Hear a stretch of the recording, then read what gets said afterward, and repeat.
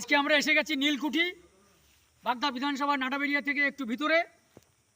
প্রচুর দর্শনার্থী এখানে আসে।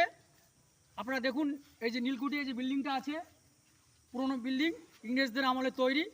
এদিকে ডান দিকে দর্শনার্থীরা প্রচুর এসে গেছে। আপনারা দেখুন, সামনেই তোমার হচ্ছে জঙ্গল, বিরাট বড় জঙ্গল, ইসামতি নদী। এটা একটা ট্যুরিস্ট স্থানে পরিণত হয়েছে বর্তমানে। নীলকুঠিটা বনগাঁ মহকুমার মধ্যে একটা দর্শনীয় স্থান। দেখুন, এখানে ছাদ ভেঙে পড়েছে। ক্যামেরাম্যানকে বলবো ভিতরটা ভালো করে দেখানোর জন্য। এই দেখুন, পুরোনো দিনের বিল্ডিং, ছাদটা পুরোপুরি ভেঙে পড়েছে।